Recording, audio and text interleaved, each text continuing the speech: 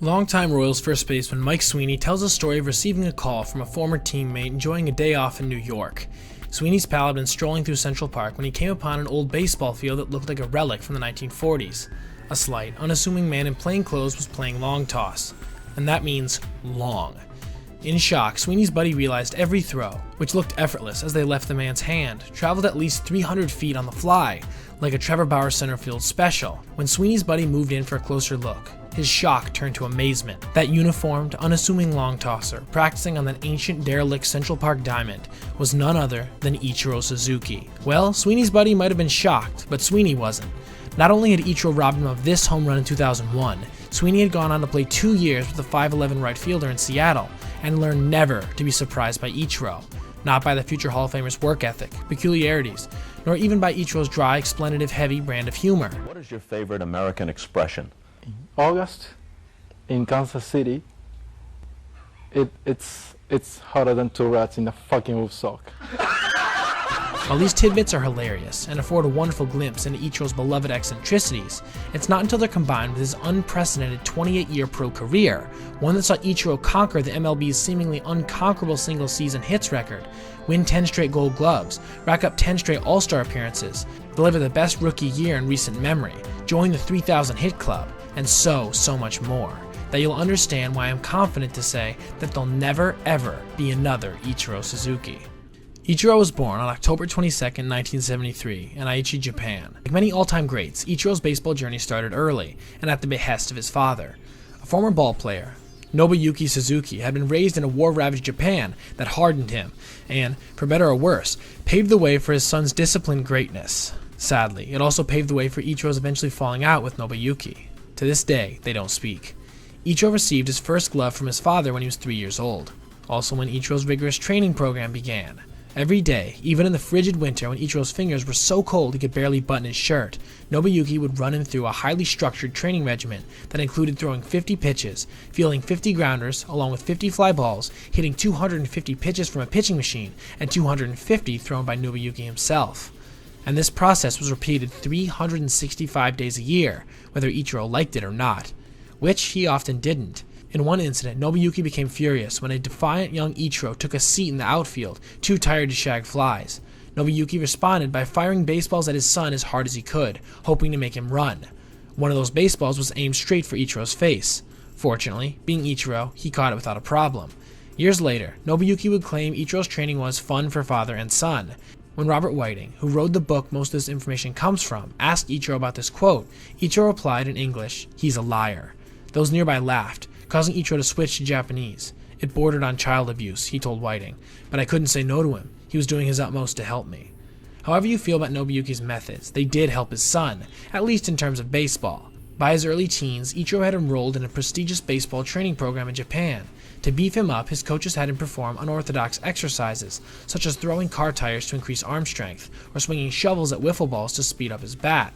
Again, whatever you think of these tactics, they worked. At 18 years old, Ichiro made his professional debut for the Oryx Blue Wave of Japan's Nippon Professional Baseball League, generally known as the NPB. Surprisingly, this wasn't quite the beginning of Ichiro's success. Across his first 2 seasons, he was rarely called up to the major league squad, despite posting a .368 minor league average that would be most players' golden ticket. This period even included this historic moment, in which a 19-year-old Ichiro blasted his first career home run off future MLB All-Star Hideo Nomo. Was Ichiro's manager impressed? Not in the slightest. He sent Ichiro back to the minors the very same day. Huh? You're thinking, why? And now we arrive at our first misconception about Ichiro. While most Americans, and I'm including myself in that group, are largely ignorant of Japanese baseball, and assume Ichiro's unorthodox batting motion, in which he rocked back and forth as the pitch was delivered, carefully timing his momentum so it carried him towards first base even as he swung, was standard in Japan, that's not the case at all. Ichiro's swing was considered just as strange in the MPB as the MLB, and despite those sterling minor league numbers, it wasn't until the Blue Wave hired a new manager, ahead of Ichiro's 3rd season, that he had an opportunity to play full-time with the major league club. And this time, it was the beginning of Ichiro's success. Over his final 7 seasons in the MPB, Ichiro won the batting title and Gold Glove every year. He also racked up 3 MVPs, that once ridiculed batting stance, which the public had finally renamed the pendulum, becoming a full-fledged cultural phenomenon. While we're on the topic of renaming, let's address the second common misconception about Ichiro, which has to do with his given name, Ichiro, not his family name, Suzuki, being written on the back of his jersey. Like Ichiro's swing, this was not the norm in Japan. It also wasn't Ichiro's choice. Towards the end of Ichiro's MPB career, the Blue Wave fell on hard financial times. As a marketing ploy, team management insisted their superstar remove Suzuki from the back of his jersey in favor of Ichiro, hoping the switch to one-name status would compound his notoriety. Think Beyonce or Madonna. Ichiro hated the idea and the accompanying fame, but it worked. By the time he made the jump to the American major leagues, Ichiro Suzuki was Ichiro, as he would remain. And at last we've arrived at the first accomplishment of Ichiro's career that will absolutely, positively, never be repeated. While Ichiro is not the first Japanese-born player to make the MLB, he was the first to do so under the current posting system, which debuted in 1997. Now, if you're thinking that's a semantic, arbitrary distinction designed to tack yet another accomplishment onto Ichiro's endless list, I get it. But you're wrong. The advent of the posting system was perhaps the single most important piece of groundwork that led to the current boom of Japanese players in the MLB. And if it weren't for that system being introduced at exactly the moment a once-in-a-lifetime talent like Ichiro hit his prime, it's possible there wouldn't be a single Japanese-born player in the MLB today. And you know what that means? No Ohtani. Let me explain. The first Japanese-born player to suit up for an MLB club was Masanori Murakami, who pitched for the San Francisco Giants in the 1960s. The Giants wanted to keep Murakami, but they were forced to send him back to the Nankai Hawks in 1965 because the Hawks still had Murakami under contract. The whole situation was tense and rife with controversy, leading to the Japanese Contract Agreement of 1967, essentially an agreement the two sides couldn't agree, which resulted in a grand total of 0 Japanese-born players in the MLB for 3 decades. If it weren't for Ichiro and the posting system, we could be living through a similar deadlock today. That original deadlock ended in 1994 when Hideo Nomo signed with the Dodgers. While Nomo was an unmitigated success for LA, tossing 2 no-hitters, including the only ever no-no at Coors Field, his exodus from the MPB nearly did more harm than good. Even as he pitched in America, Nomo was still under contract with the Kintetsu Buffaloes, who demanded he return to Japan after Nomo won Rookie of the Year in 1995. In response, Nomo exploited a loophole by simply retiring from the MPB, thus removing him from any legal obligation to a Japanese club.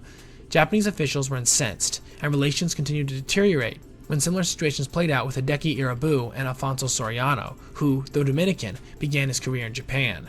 For a moment, it looked like the door would be shut on Japanese players entering the MLB.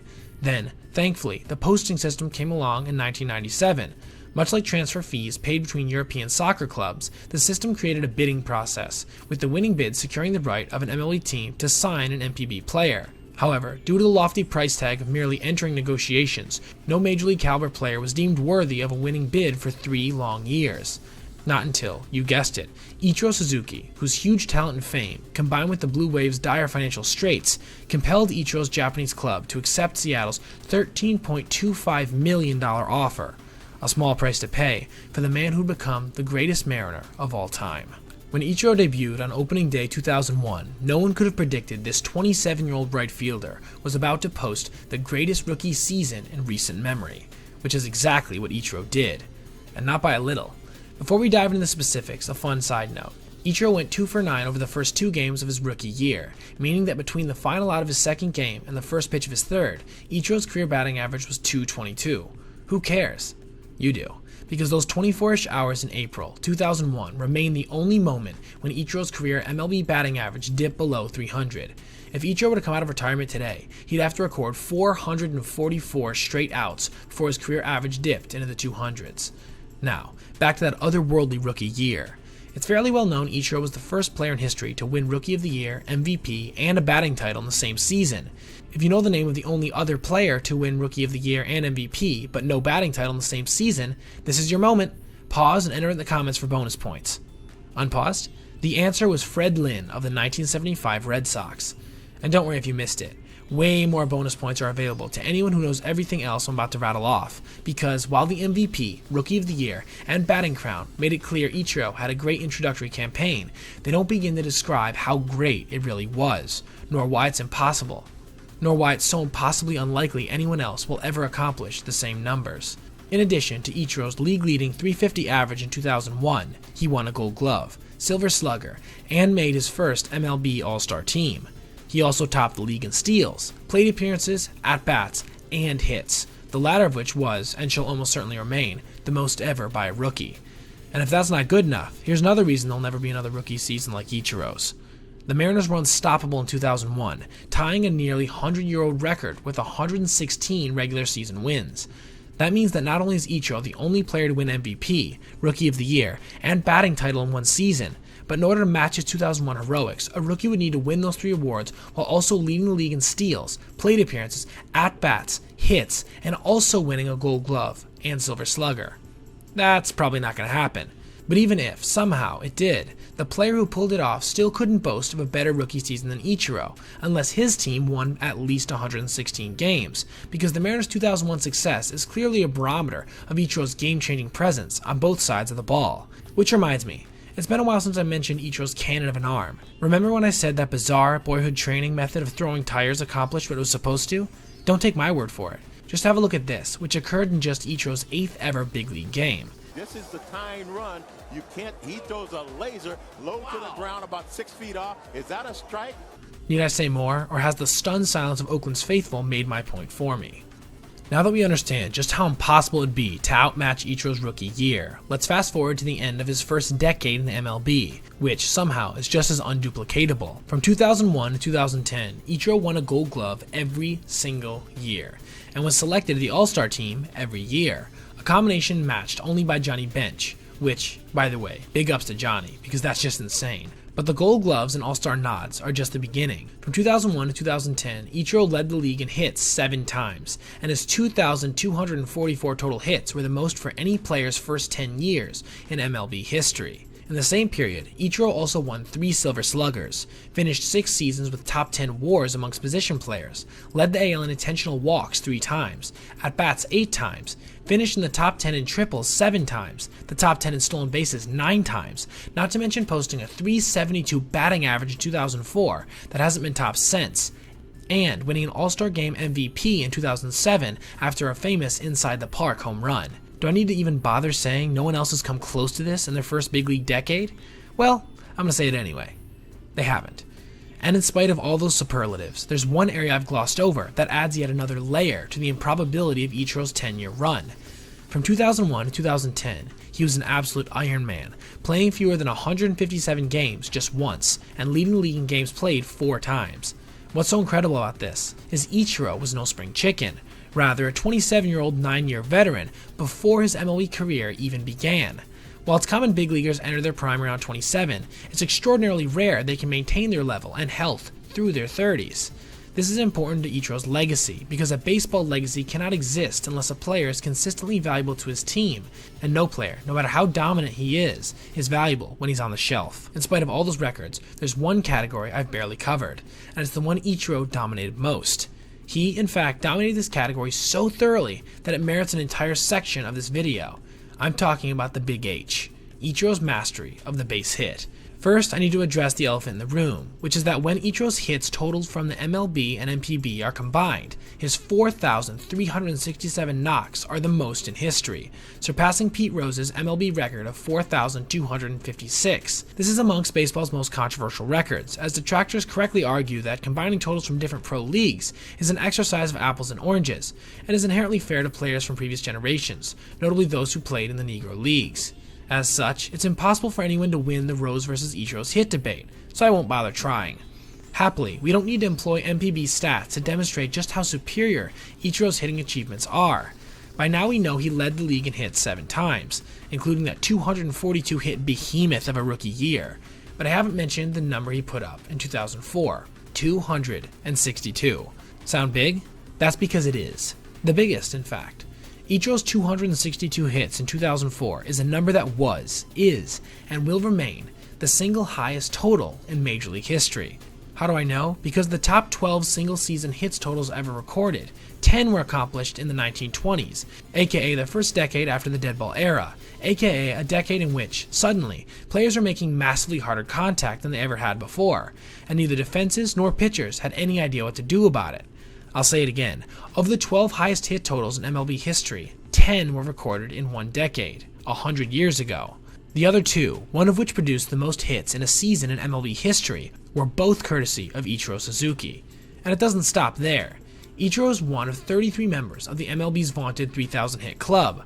However, his age 27 debut was much older than that of any other player on the list, with Wade Boggs, who debuted when he was 23, coming in at a not close at all second. This means Ichiro accomplished one of the rarest feats in baseball, something only 32 other players have ever pulled off, despite all those other players having had at least a 4-year head start. 4 years is 638 games. 638 games is, if we're being very conservative, 2,000 at-bats, making that 2,000 at-bats that Ichiro didn't need, and everyone else did. Now, a quick trivia question for those who've made it this far. Of those 33 players in MLB's 3,000 hit club, how many also pitched in an MLB game?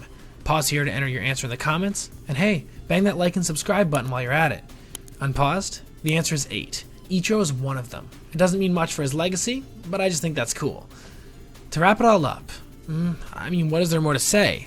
I set out to prove that there will never ever be another Ichiro Suzuki. Ichiro of the 28-year career, Ichiro of the all-time single-season hits record, and, depending on who you ask, baseball's all-time career hits record. Ichiro, who pioneered the modern era of cooperation between Japanese and American baseball, leading to Hideki Matsui, Yu Darvish, Shohei Ohtani, and so many more. There's only one Ichiro Suzuki. If you don't believe me, ask yourself, how many other players wear their first name on their jersey?